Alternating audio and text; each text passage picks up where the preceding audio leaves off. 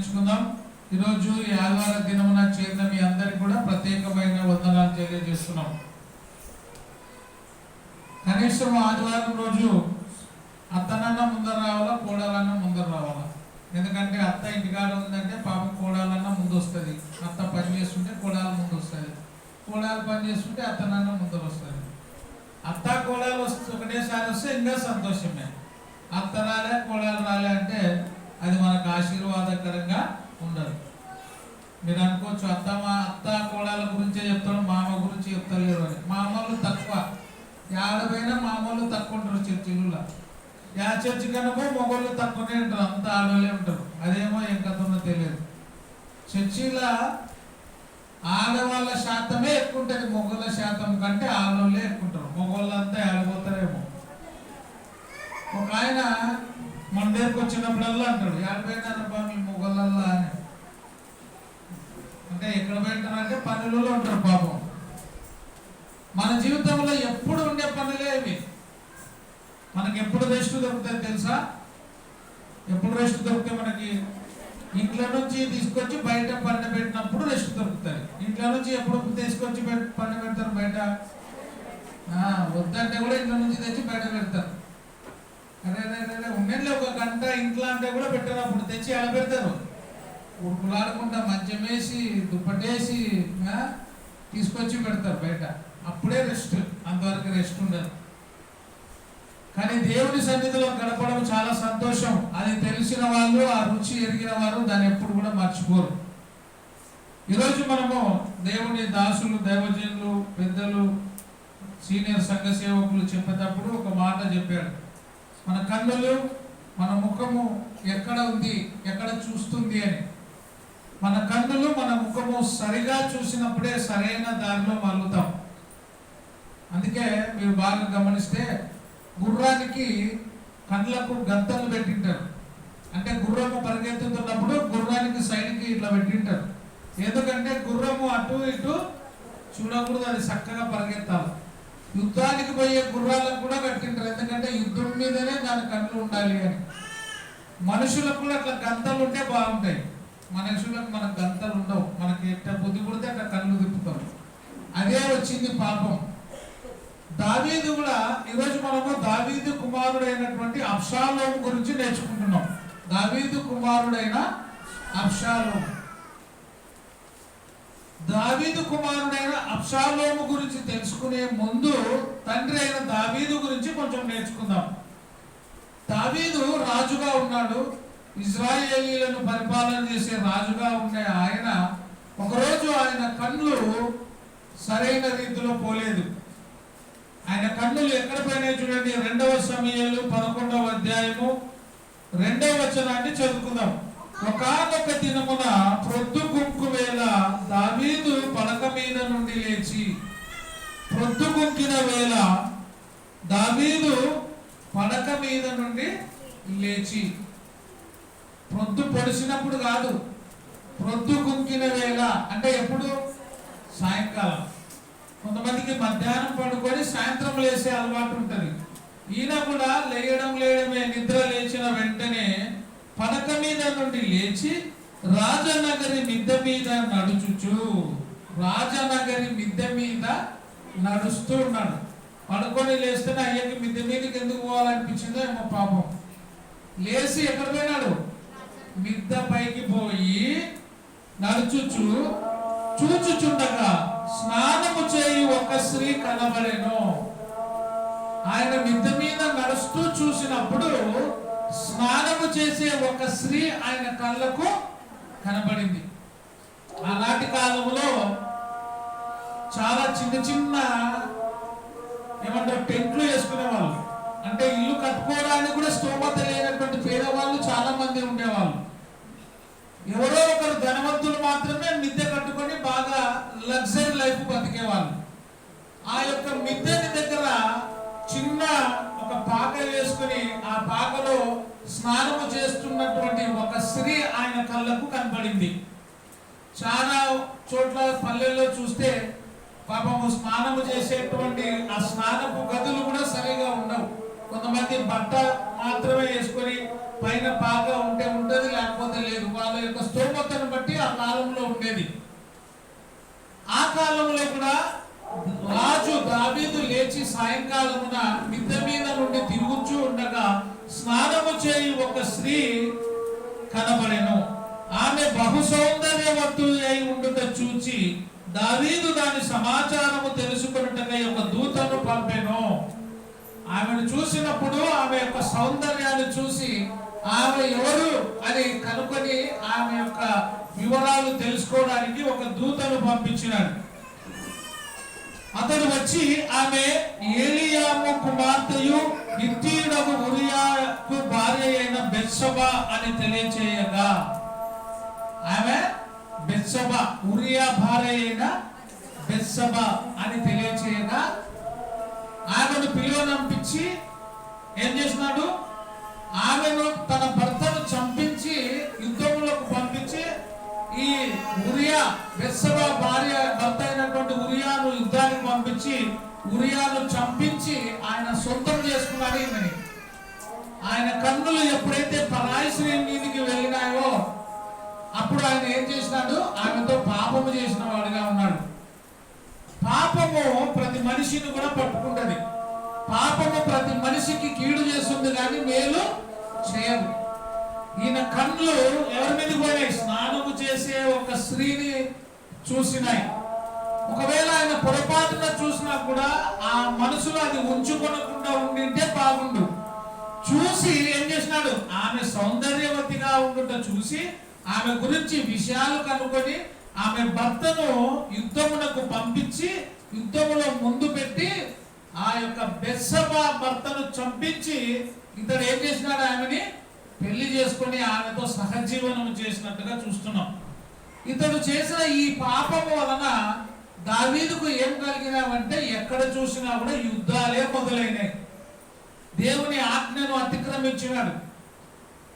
ఒక స్త్రీని మోహపు చూపుతో చూసినా కూడా అది వ్యభిచారము కంటే ఏమంట ఘోరమైనది అని నూతన నిబంధనలో ఉంది.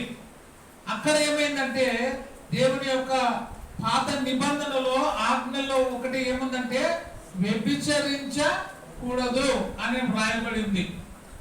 ఈ దావీదు పరాయి భర్త పరాయి స్త్రీని మోహించి ఆమెతో సహజీవనము చేయడం ద్వారా దావీదుకి అన్ని యుద్ధాలు ప్రారంభమైనాయి. ఆ మాట మనము చదువుకుంటే 2 సమూయేలు 12వ అధ్యాయము 9వ వచనం నుంచి మనం చదువుకుంటే, నీవు యెహోవా మాట తృణీకరించి ఆయన దృష్టికి చెడుతనము చేసితివేమి? హిత్తీయుడగు ఉరియాను కత్తి చేత చంపించి అతని భార్యను నీకు భార్యగా ఎగునట్లుగా నీవు పట్టుకొని ఉన్నావు. ఉరియా భార్యను ఏం చేసినాడు? ఉరియాను కత్తి చేత చంపించి ఆయన భార్యను తన భార్యగా చేసుకొని ఉన్నావు. అమ్మోనీయుల చేత నీవు అతన్ని చంపించితివి కదా.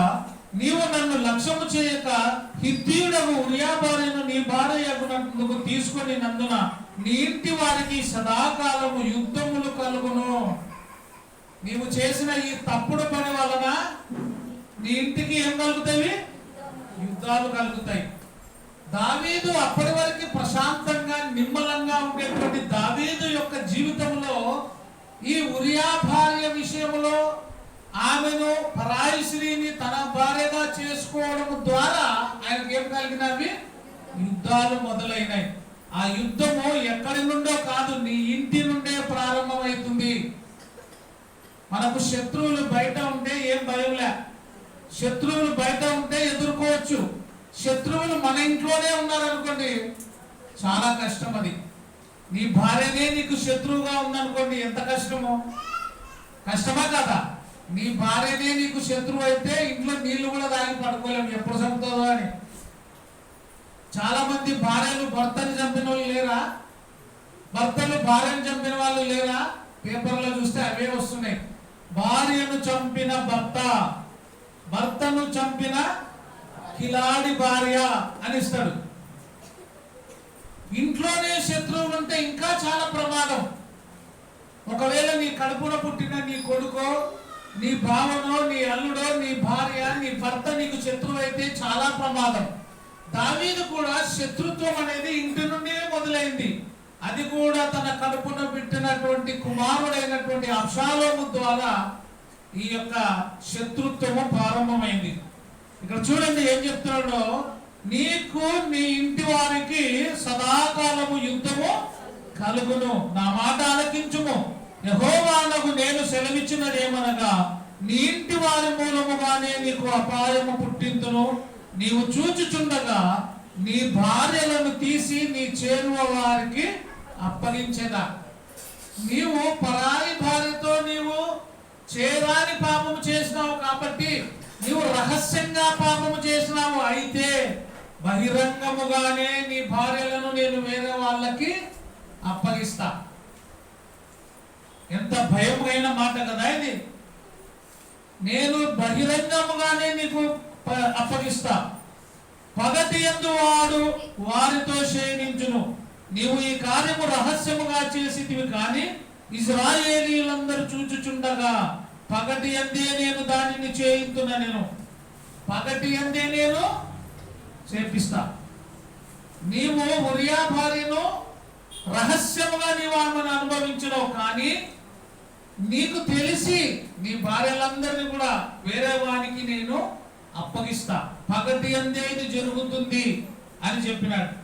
చెప్పిన తర్వాత దావీదు అంటున్నాడు, నేను పాపము చేసి తినని దావీదు నాతానుతో అనగా, నాతాను నీవు చావకుండానట్లు యెహోవా నీ పాపమును పరిహరించను. సరే, నువ్వు చేసిన తప్పును నువ్వు ఒప్పుకుంటున్నావు కాబట్టి నిన్ను చంపకుండా నిన్ను బ్రతికించి నిన్ను క్షమిస్తున్నాం, కానీ నువ్వు చేసిన దానికి ప్రతిఫలము ఖచ్చితంగా అనుభవించాల్సిందే. 15వ వచనం, అయితే ఈ కార్యము వలన యెహోవాను దూషించుటకు ఆయన శత్రువులను నీవు గొప్ప హేతువు కలగజేసితివి కనుక నీకు పుట్టిన బిడ్డ నిశ్చయముగా చచ్చునని దావీదుతో చెప్పి తన ఇంటికి వెళ్ళాను. మొట్టమొదటిగా జరిగినటువంటి సంఘటన ఏమి అంటే, ఈయన ఉరియా భార్య అయినటువంటి బెత్షెబాను తప్పుడు పని చేయడం ద్వారా మొట్టమొదటిగా తన కడుపున పుట్టిన సంతానం ఏమైనారు, చనిపోయినారు. ఇంకా స్టార్ట్ అయినవి యుద్ధాలు.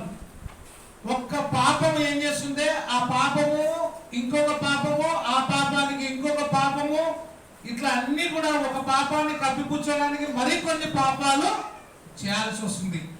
ఒక అబద్ధము చేస్తే అబద్ధాన్ని కప్పిపుచ్చడానికి మరికొన్ని అబద్ధాలు ఆడవలసి వస్తుంది. దేవుడి మాటలో ఏం చెప్తుంది చూడండి, సంఖ్యాకాండము 32వ అధ్యాయము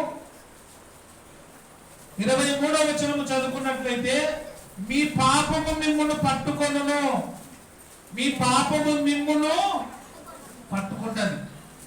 ప్రతి వాడు చేసిన పాపము వారిని ఖచ్చితంగా ఏం చేస్తుంది, పట్టుకుంటది. పాపము చేసి మనము ఈ లోకంలో తప్పించుకోవచ్చు, కానీ దేవుని ఎదుట పాపము చేసి తప్పించుకునే శక్తి ఏ మానవునికి కూడా లేదు. అందుకు ఆయన ఎవరు అంటే చూచుచున్న దేవుడు. ఎవరైనా చూస్తూ ఉన్న దేవుడు. మనుషులు మనం ఏం చేసినా చూడకపోవచ్చు, కానీ దేవుడు అన్ని చూస్తున్నాడు. అందుకే అప్పుడప్పుడు బండ్ల మీద రాస్తుంటారు, దేవుడు ఉన్నాడు జాగ్రత్త అని. అంటే దేవుడు చూస్తున్నాడు, జాగ్రత్త. ఈ లోకంలో మనం కూడా జాగ్రత్త కలిగి బ్రతకాలి.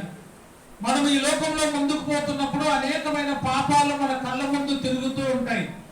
ఆ పాపమును మనము దూరంగా పెట్టాలి. దావీదు చేసినటువంటి పాపము దావీదు యొక్క జీవితంలో అన్ని కూడా కష్టాలు తీసుకొని వచ్చినాయి. తన కడుపున పుట్టిన బిడ్డ, తన కడుపున పుట్టినటువంటి కుమారుడైనటువంటి అబ్షాలోము ద్వారా దావీదుకి శత్రుత్వం అనేది పెరుగుతూ వస్తుంది. 2వ సమూయేలు 15వ అధ్యాయము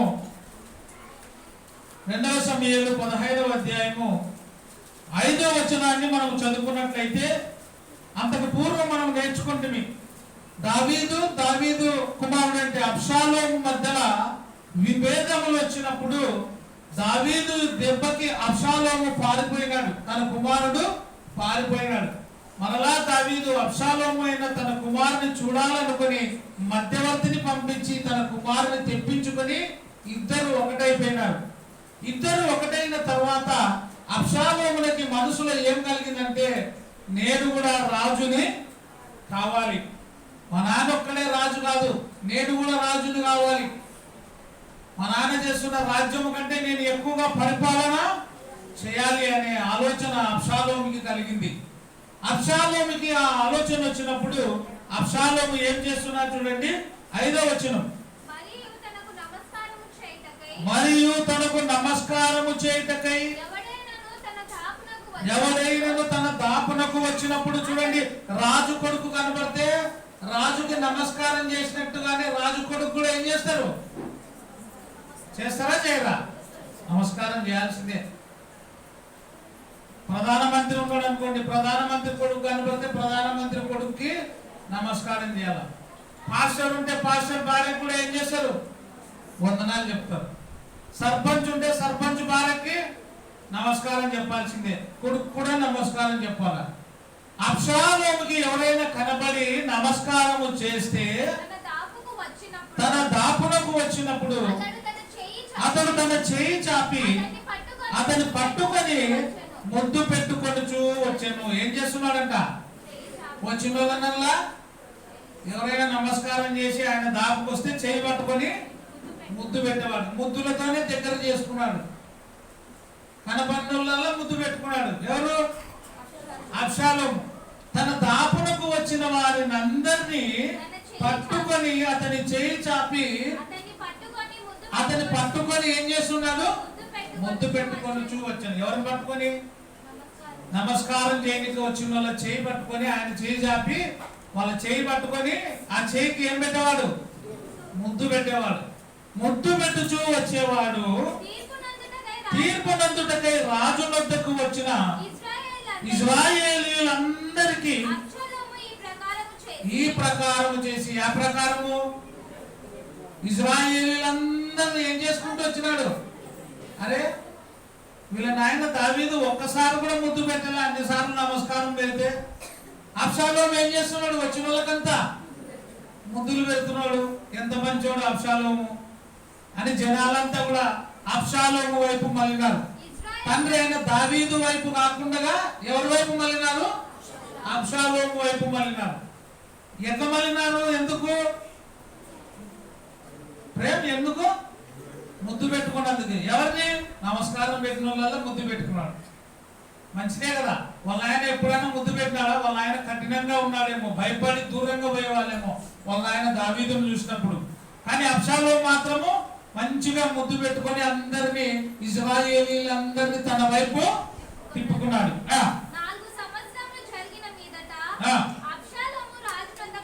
రాజు వద్దకు వచ్చి నీ దాసుడనైన నేను సిరియా దేశమునందరి గెషూరునందుండగా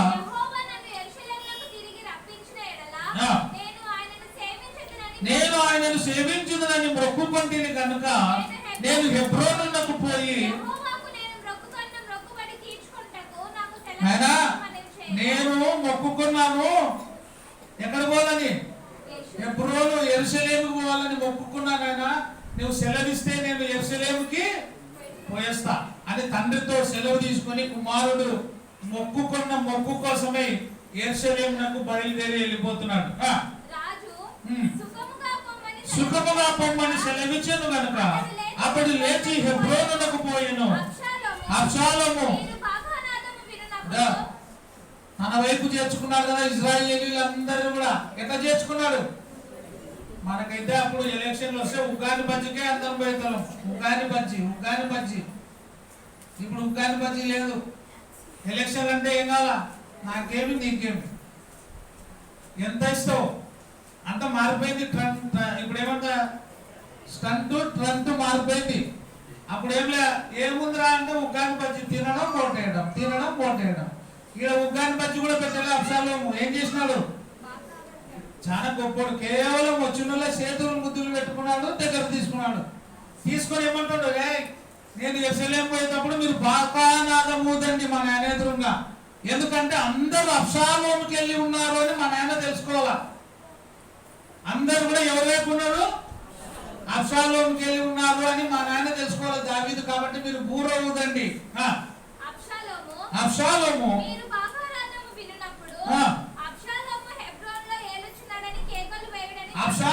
హెబ్రోను వెళ్తున్నాడు అంటే ఇశ్రాయేలీల దేశంలో యెరూషలేములో ఎవరు వెళ్తున్నారు? రాజు కాదు కానీ ఒక పొగిడించుకుంటున్నాడు, ఈయననే రాజు అని చెప్పండి. బాకానాదం వదిలినప్పుడు హెబ్రోనులో రాజ్యం వెళ్తుండేది ఎవరు? అబ్షాలోం అని చెప్పండి. దావీదు కాదు. ఎవరు? అబ్షాలోంకి జై.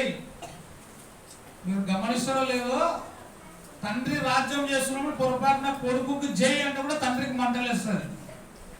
రాజుని నేనైతే నా కొడుకుకి జై అని చెప్తారా?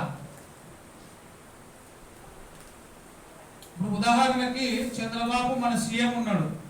చంద్రబాబు లోకేష్ వచ్చినారనుకో, చంద్రబాబు నుంచి పెట్టి ఎక్కువ లోకేష్ ని పోగినానుకో, బయటికి బాగున్నా చంద్రబాబు లోపల గసగస నసలస అంటుంటది. రాజ్యము, రాజ్య పరిపాలన అనేది అటువంటిది.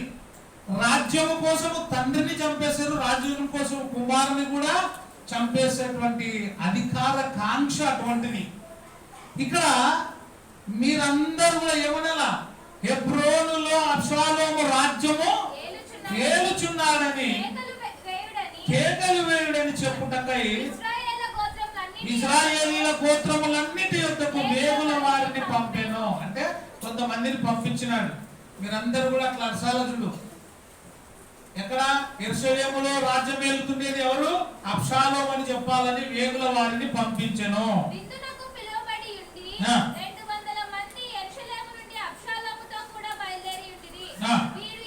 మీరు ఏమీ తెలియక యథార్థమైన మనసుతో వెళ్ళిచుండి. పాపం వాళ్ళకి ఏం తెలియదు, ఎక్కపోయినారు? యథార్థమైన మనసుతో వెళ్ళిరి.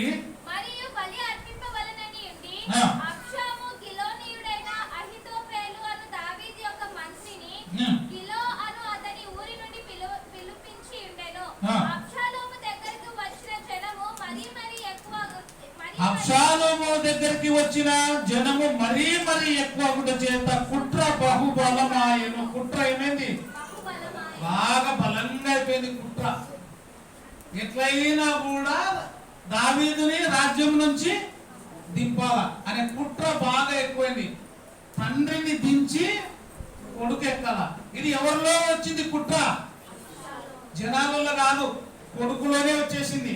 మన ఆయనని దింపి నేను ఎక్కాల. కాబట్టి మీరు బాకానాదం ఊదండి, గట్టిగా అరసండి. ఏమని? అబ్షాలోము రాజ్యం చేస్తున్నానని చెప్పండి అని గట్టిగా బాకానాదము ఊదినారు.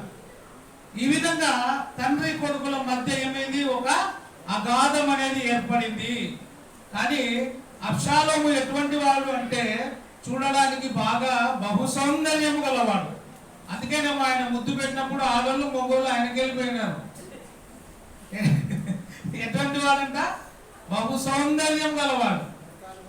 చూడండి 2వ సమయంలోనే 14వ అధ్యాయము 25వ వచనం. మనం కూడా అప్పుడు అట్టే అనుకుంటుంది, ఏం చేస్తున్నారు ఆ మనిషి అందరూ ఆ మనిషికి వెళ్ళిపోతున్నారు, ఆడోళ్ళు ఆ మనిషికి వెళ్ళిపోతున్నారు, మొగోళ్ళు ఆ మనిషికి వెళ్ళిపోతున్నారు. ఏం చేసినాడు? ఏమో కొంతమంది అంటారు మంత్రాలు కానీ చేసినాడేమో, తంత్రాలు కానీ చేసినాడేమో, చేతికి అవి పెట్టుకున్నారు, ఇవి పెట్టుకున్నారు, అది ఉంది, ఇది ఉంది, కాగితం ఉంది, ఉంగరం ఉంది, మనుషులను తిప్పుకోవడానికి ఎన్నెన్నో లాజిక్లు మ్యాజిక్లు.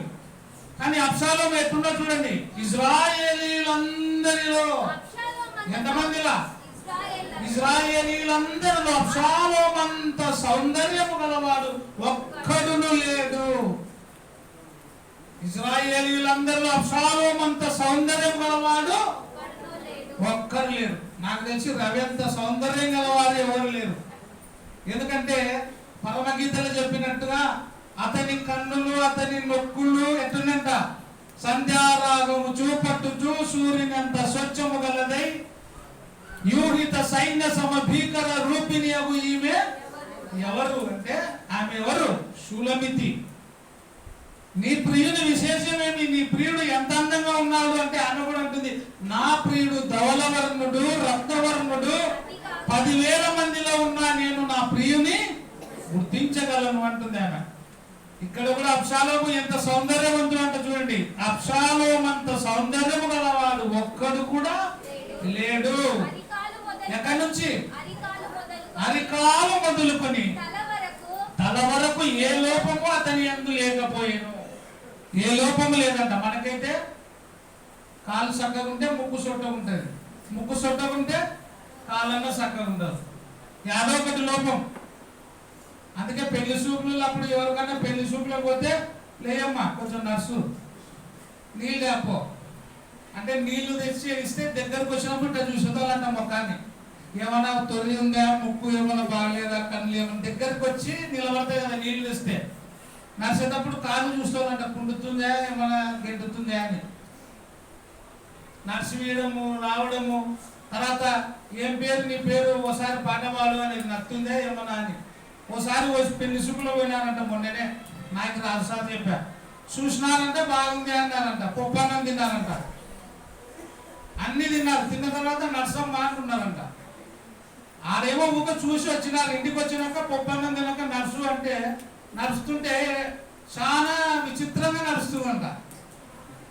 చూసి ఏమన్నారు, ఒరే ఒరే ఒరే ఒరే ముందరనే నన్ను నడిపించింటే బాగుంటుండే కదా, ఇట్ట ఉంది ఏం చేయాలని అర్థం కాక వద్దులే అంటే వాళ్ళు తంతారు. ఎందుకంటే గెట్టోళ్ళు కాదంటే ఈయన తిప్పలు. కాబట్టి ఎట్టన కానీ ఆమెనే ఇచ్చి పెళ్లి చేసినారు. ఫస్ట్ అన్నారంట, ఏం కనపలేనా నడిచేది ఇప్పుడు నడిపించేది, ఎప్పుడు నడిపేయాలా, ముందరనే నడిపేయాలా.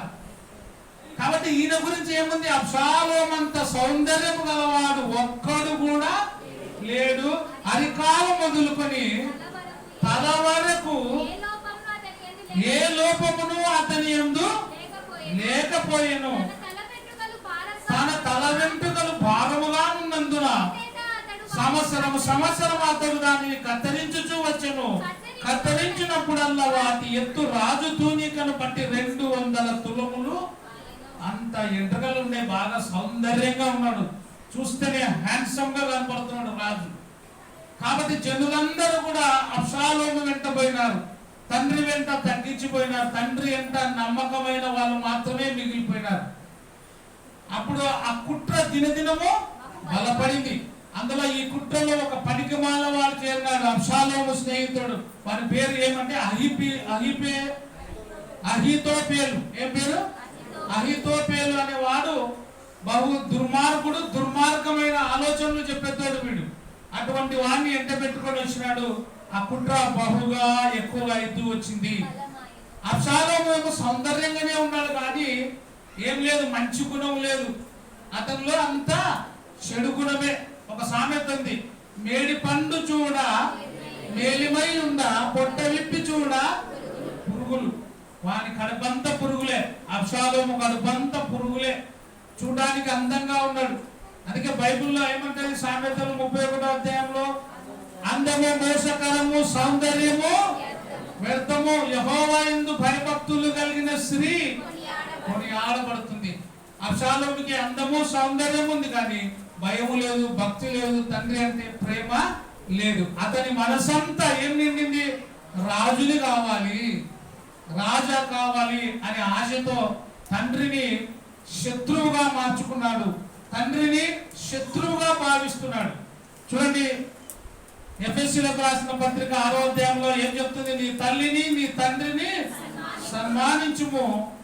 చదవండి, ఎఫెసీయులకు రాసిన పత్రిక 6వ అధ్యాయము 1 నుంచి 3 వచనాలు. పిల్లలారా ప్రభువునందు మీ తల్లిదండ్రులకు విధేయులయుండుడి, ఇది ధర్మమే.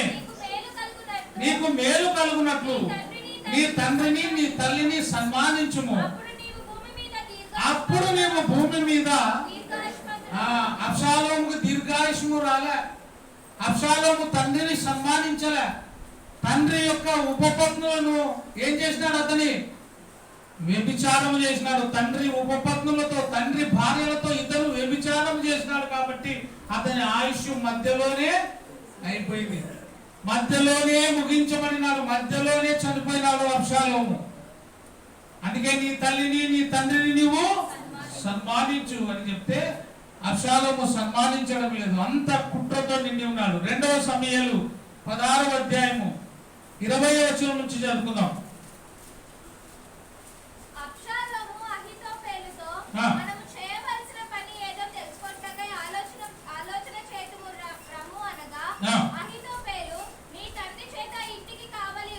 నీ తండ్రి చేత ఇంటికి కావలి ఎప్పుడైతే అబ్షాలోము నేను రాజుని అని ప్రకటన చేయడం మొదలు పెట్టినాడో, తండ్రి అయిన దావీదు కుమారునికి ఎదురు పోక కుమారుని నష్టం చేసుకోవడం ఎందుకని చెప్పి కుమారు నుంచి దూరమై కుమారు నుంచి ఏమైనాడు, బయటికి పారిపోయినాడు. వద్దురనైనా వీని దగ్గర ఉండడం మంచిది కాదు, వాని దగ్గర ఉన్నటువంటి దుర్మార్గుడైనటువంటి స్నేహితుడు అహితోపీలేతు వాడు కూడా దుర్మార్గుడే కాబట్టి వాని దగ్గర వద్దు అని చెప్పి అందరిని తీసుకొని పోయి పోత ఆ కోటకి ఆయన ఉపపత్నులను, అంటే ఆయన భార్య కాక ఇంకా కొంతమంది ఉన్నారు, వారిని కొంతమందిని ఆడ పెట్టి వెళ్ళిపోయినాడు. చూడండి, అహితోపేలు ఉపపత్నుల యుద్ధకు నీవు పోయిన ఎడల నీ తండ్రికి అసహ్యుడవైతివని ఇశ్రాయేలీలందరూ తెలుసుకొందురు. అప్పుడు నీ పక్షంలో ఉన్న వారందరూ బహుధైర్యము తెచ్చుకొందురు అని చెప్పాను. నీ పక్షంలో ఉన్న వాళ్ళు ఇంకా మీ నాయనకి నువ్వు ఇంకా విరోధి అయిపోయినావు అని అందరూ తెలుసుకుంటారు ఇశ్రాయేలీలు. కాబట్టి మీ నాయన మీ అమ్మ తప్ప వేరే వాళ్ళు ఉన్నారు కదా, వాళ్ళ దగ్గరికి నువ్వు పో, వాళ్ళ దగ్గరకు పోయి వ్యభిచరించు అనేటువంటి దుర్మార్గమైన సలహా ఈ స్నేహితుడు ఇచ్చినప్పుడు వాడు ఏం చేసినాడు చూడండి. అబ్షాలోము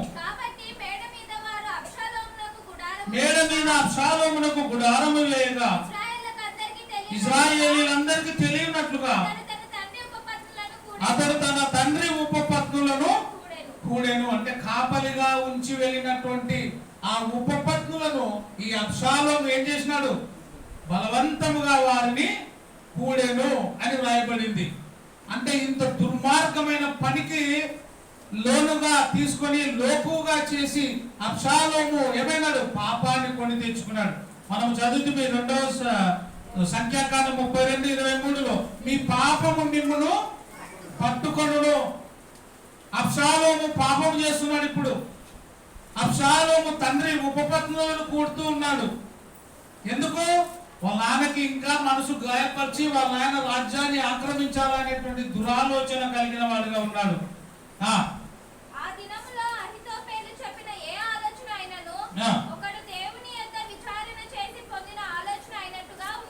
అంత బాగా ఉండేది కానీ ఇప్పుడు దుర్మార్గుడు అయిపోయినాడు ఈ యొక్క అహీపెలెతు. మరి 18వ అధ్యాయము 2వ సమూయేలు 18వ అధ్యాయము 33వ వచనం నుంచి చదువుకుందాం. సరే 9వ వచనం 9 నుంచి. అబ్షాలోము కంచెర గాడిద మీద ఎక్కుచు దానికి ముందు 5వ వచనం చదవమ్మా. ఇప్పుడు ఈ అబ్షాలోము చేస్తున్న ఈ దురాలోచనలన్నిటిని బట్టి దావీదుకి కోపం వచ్చింది. తండ్రి కోపం వచ్చి ఏం చెప్పినాడు తెలుసా? ఇదిగో మీరందరూ పోయి అబ్షాలోము వెంట ఉన్న వాళ్ళందరినీ ఏం చేయమన్నాడు, చంపేసేయండి. మీరు యుద్ధానికి పోయి నా కుమారుడైనటువంటి అబ్షాలోముతో ఉండే వాళ్ళందరినీ చంపేసేయండి అని చెప్పినాడు. దావీదు సైనికులు బయలుదేరి వెళ్ళేటప్పుడు మళ్ళా పిలుచుకొని ఒక మాట చెప్తున్నాడు, మీరు అందరినీ ఏమైనా చేయండి కానీ నా కొడుకు విషయంలో మీరు దయ చూపండి అంటున్నాడు. ఎంత మంచి మాట కదా. నా కొడుకు విషయంలో మీరు దయ చూపండి.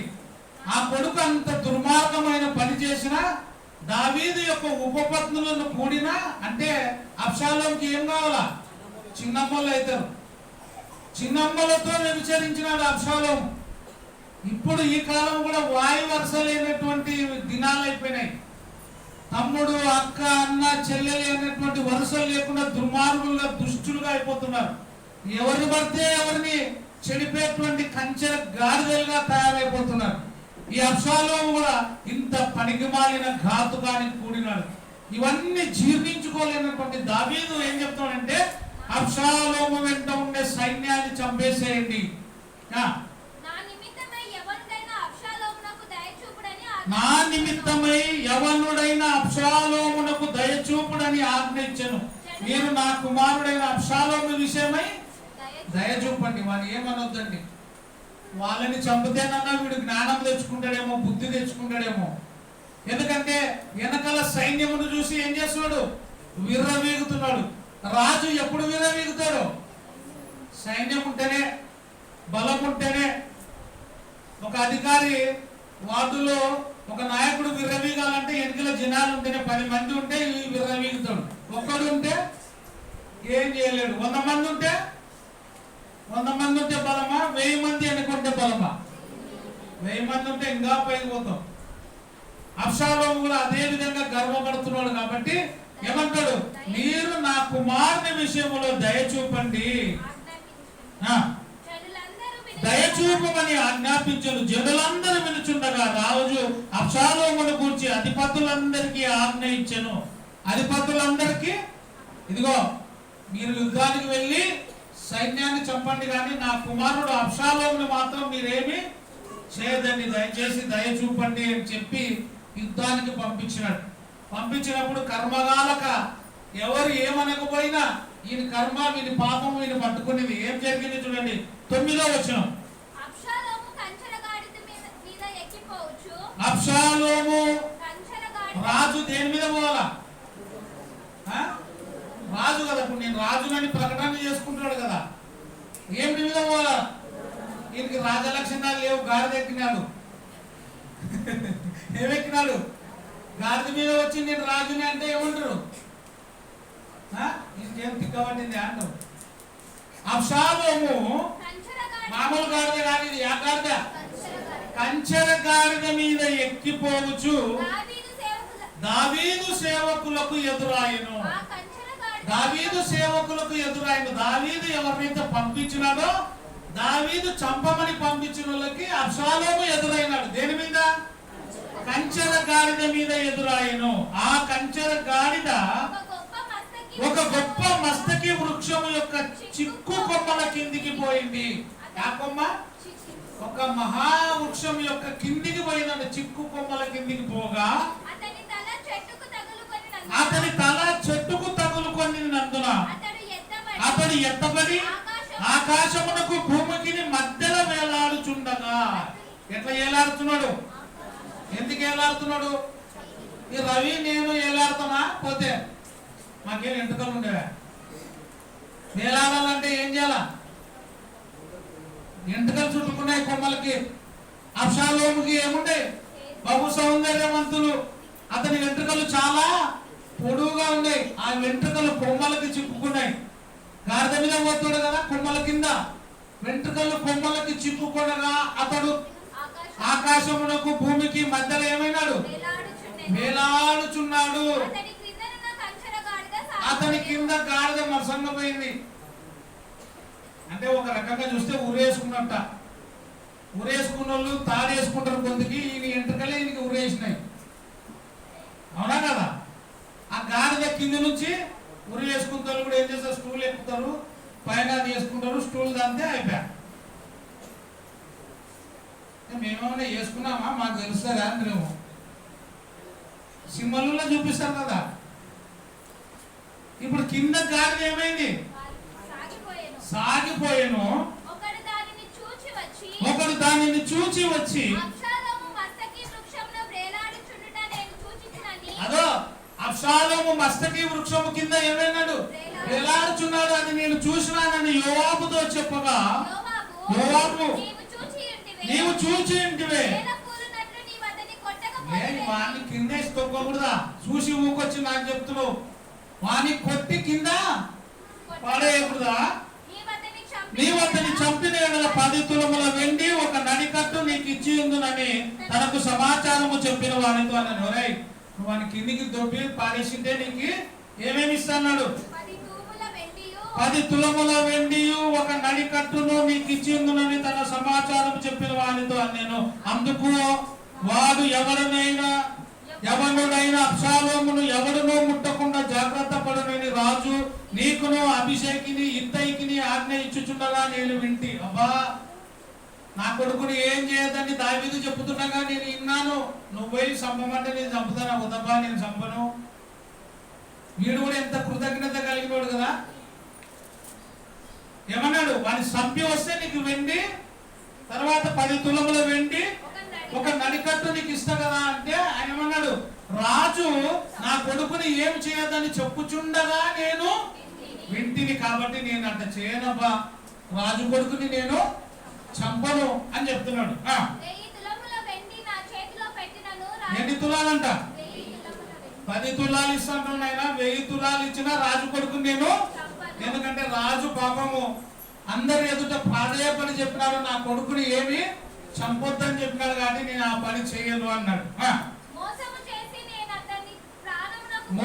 చేసి నేను అతని ప్రాణమునకు ముప్పు తెచ్చిన అది రాజులకు తెలియకపోదు, రాజు సన్నిధిని నీవే నాకు విరోధి అగుదు కదా అని యోవాబుతో అనగా, వాయబ్బా నేను చంపితే మళ్ళీ నువ్వే చెప్పొచ్చు, నేను కాదు ఈడు చంపినాడని చెప్తే నేనే అనుకోదునేనా, నాకు ఆ 10 తులముల వెండి వద్దు, నువ్వు 10,000 తులాలు 1000 తులాలు ఇచ్చినా నాకు వద్దు, నేను చంపడం వద్దు, చంపితే నువ్వు మళ్ళీ నాకు శత్రువు కావడం వద్దు, నేను రాజు కొడుకుని చంపడు అని చెప్పగా యోవాబు ఏమంటున్నాడు, ఇప్పుడు నీవు చేయ వరకు నేను కాచుకొని ఉందని చెప్పి 3 బాణములు చేత పట్టుకొని పోయి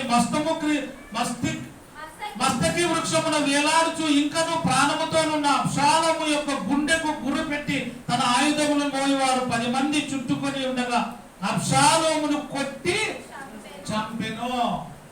యోవాబు 3 బాణములు విసిరి అతని గుండెకి తగిలినట్టుగా కొట్టి అబ్షాలోమును ఏం చేసినాడు, చంపేసినాడు. దావీదుకు ముఖ్యమైనటువంటి వాడైన యోవాబే చంపేసినాడు, ఎందుకంటే ఆ ఘోరాలు చూడలేకపోయినారు. దావీదు క్షమించమని చెప్పిన యోవాబు మనసు ఒప్పుకోలే, ఈ దుర్మార్గుని చంపాల్సిందే, ఇటువంటి ఉండడము లాభం లేదు అని చెప్పి చంపేసినాడు. చంపినప్పుడు సమాచారం తీసుకుపోయి చెప్తున్నారు ఒకరొకరు, మళ్ళా దావీదు అడుగుతాడు, నా కొడుకు క్షేమమా, అయ్యా రాజా యుద్ధం మనం గెలిచినాము అని రాజుకు చెప్తుంటే ఆహా అని సంతోషపడకుండా మొట్టమొదట ఏమడుగుతున్నాడు, నా కుమారుడు అబ్షాలోము క్షేమంగా ఉన్నాడా, యుద్ధం గెలిచినాము అనేది వదిలిపెట్టి కొడుకుని అడుగుతున్నాడు, నా కొడుకు క్షేమమా, నా కొడుకు క్షేమమా అని అడుగుతున్నాడు. 33వ వచనం 29 రాజు బాలుడగు అబ్షాలోము క్షేమముగా ఉన్నాడని అడగగా హరీయంసు యోవాబు రాజు సేవకుడైన నీ దాసుడగు నన్ను పంపినప్పుడు గొప్ప అల్లరి జరుగుట చేత నేను చూచితిని గాని అది ఏమైనది నాకు తెలిసినది కాదని చెప్పాను. అయ్యా అంత గుంపుండ్రి అది ఏమైనా నాకు తెలియదు సరిగా అని చెప్పినాడు రాజుకి. మరి ఇంకోటి అడుగుతున్నాడు, అప్పుడు రాజు నీవు పక్కకి తొలగి నిలిచి ఉండుడని వానికి ఆజ్ఞాపించగా వాడు తొలగి నిలిచెను. అంతలో కూషి వచ్చి, నా ఏలిన వాడ రాజా, నేను నీకు శుభ సమాచారము తెచ్చి తిని ఈ దినమున యెహోవా నీ మీదికి వచ్చిన వారందరిని ఓడించి నీకు న్యాయము తీర్చనని చెప్పినప్పుడు రాజు బాలుడగు అబ్షాలోము క్షేమముగా ఉన్నాడా. మళ్ళీ ఏమడుగుతున్నాడు, అయ్యా నీ శత్రువులందరూ చచ్చిపోయినారు, మనకి విజయం కలిగింది అంటే మళ్ళీ ఏమడుగుతున్నాడు, బాలుడగు అబ్షాలోము. వీడు బాలుడా, సన్న బాలుడా, దుర్మార్గుడు కదా. అంటే మనం మీరే చెప్తారు కదా సార్, ఢిల్లీకి రాజు అయినా తల్లికి కొడుకే అని, అందుకే బాలుడు, ఆయన కొడుకు కాబట్టి ఆయన బాలుడు క్షేమమా అంటున్నాడు. ఎంత పెద్దోడైనా తండ్రికి కొడుకే. వాడు ఇంత దుర్మార్గమైన పనులు చేసినా మళ్ళీ ఏమంటారు, నా కొడుకు అబ్షాలోము క్షేమముగా ఉన్నాడా అని అడుగుగా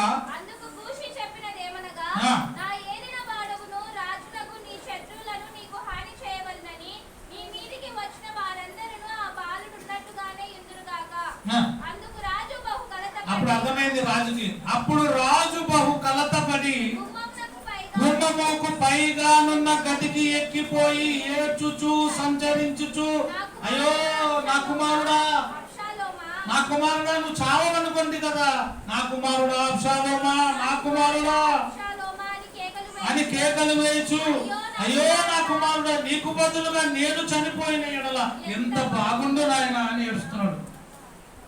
నా కుమారుడా అబ్షాలోమా, నాయనా నువ్వు చచ్చిపోతివా, నీకు బదులు నేను చచ్చిపోయింటే ఎంత బాగుండరా అని ఏడుస్తున్నాడు తండ్రి. కానీ వాడు చేసిన దుర్మార్గాలు బహు ఘోరమైనవి. కానీ తండ్రి ప్రేమ తగ్గలే. కుమారుడు శత్రువుగా మారినా, కుమారుడు తన ఉపపత్తులను కూడినా తండ్రి ప్రేమ తగ్గలే. ఏడుస్తున్నటువంటి యుద్ధానికి పంపించినప్పుడు కూడా ఏమంటాడు, నా కుమారుడగు అబ్షాలోము విషయంలో మీరు దయ చూపండి, అని ఏమనొద్దండి. ఎందుకంటే దావీదుకి దేవుని మాట తెలుసు. దుర్మార్గుడు నశించిపోవటం నాకు ఎంత మాత్రం ఇష్టము లేదు, వాడు మారు మనసు పొందుటయే నాకు ఇష్టం. వాడు ఏమైనా మారు మనసు పొంది చచ్చిపోతే మేలు కదా అనుకున్నాడేమో, అందుకే వాడు ఏం చేయొద్దండి అన్నాడు. తెలియకనే అబ్షాలోము ఒకవేళ చెట్టుకు ఎలాడబడకుండా యోవాబు చంపతోడు కాదేమో, దొరికిపోయినాడు వాళ్ళ చేతులకి, చంపేసినారు. నా కుమారుడా నీ బదులు నేను చనిపోయింటే బాగుండు కదా అని, నా కుమారుడా ఎంత బాగుండు, నా కుమారుడా అబ్షాలోమా నా కుమారుడా అని ఏడ్చుచు వచ్చాను. ఏడుస్తూ ఉన్నాడు పాపం తన కుమారుని కోసం. అందుకే కుమారుని పైన తండ్రికి ఉండే ప్రేమ అది తండ్రికి ఏమైంది, రివర్స్ అయిపోయింది. తండ్రి మీద శత్రుత్వం అయిపోయింది. దుర్మార్గుడుగా అతడు పేరు తెచ్చుకున్నాడు. 18వ అధ్యాయము 5వ వచనం చదువుకొని ముగించుకుందాం. అప్పుడు రాజు యోవాబును అబీషైని ఇత్తయిని పిలిచి నా నిమిత్తమై ఎవరినైనా అబ్షాలోమునకు దయ చూపుడని ఆజ్ఞాపించెను. జనులందరూ వినిచుండగా రాజు అబ్షాలోమును గూర్చి అధిపతులందరికీ ఆజ్ఞ ఇచ్చెను. జనులు ఇశ్రాయేలు వారిని ఎదుర్కొనుటకై పొలములోనికి బయలుదేరిన మీదట యుద్ధము ఎఫ్రాయిము జనములలో జరగగా ఇజ్రాయేల్ వారు దావీదు సేవకుల ఎదుట నిలవలేక ఓడిపోయి ఆ దినమున 20,000 మంది అక్కడ హద్దులైది. ఎంతమంది? 20,000 మంది చనిపోయినా కూడా అబ్షాలోము ఏం కాలే, చెట్టుకు ఎలాడబడుతూనే ఉన్నాడు తప్పించుకొని. కానీ యోవాబు ఏం చేసినాడు, చంపేసినాడు. బాణము విసిరి ఎక్కడ తగిలింది, గుండెకు తగిలి చనిపోయింది. నీ హృదయము అన్నిటికంటే ఏమైంది, ఘోరమైన వ్యాధి కలిగిన గుండెకి కొట్టేసినాడు, చనిపోయినాడు. ఈరోజు మన పాపం కూడా మనం ఏం చేస్తుంది, పట్టుకుంటది. దావీదు చేసిన పాపము వలన దావీదుకు శత్రుత్వం మొదలైంది. దావీదు చేసిన పాపము ఎటువంటిదో కుమారుడు కూడా అదే పాపము చేసి ఉన్నాడు. అందుకే తల్లిదండ్రులే పిల్లల మొదటి పాఠ్య పుస్తకం. తల్లిదండ్రులు ఎట్లా పోతారో పిల్లలు అట్లా నడుచుకుంటారు.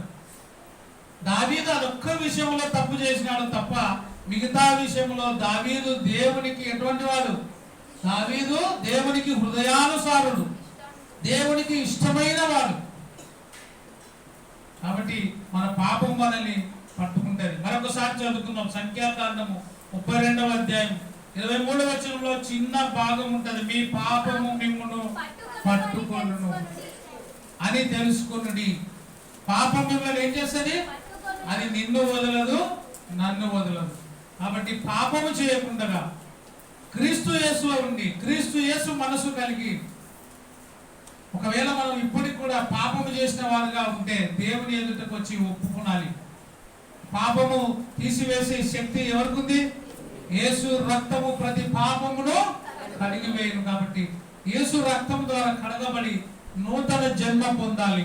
నూతన జన్మ పొందిన ప్రతి ఒక్కరు కూడా ప్రతి ఆదివారమున అపోస్తుల బోధ యందును సహవాసమందును రొట్టె విరుచుటయందును ప్రార్థన చేయటందును ఎడతెగక ఉండాలని వాక్య భాగం ద్వారా తెలియజేస్తూ ముగిస్తున్నాను. అందరికీ వందనాలు. థాంక్యూ.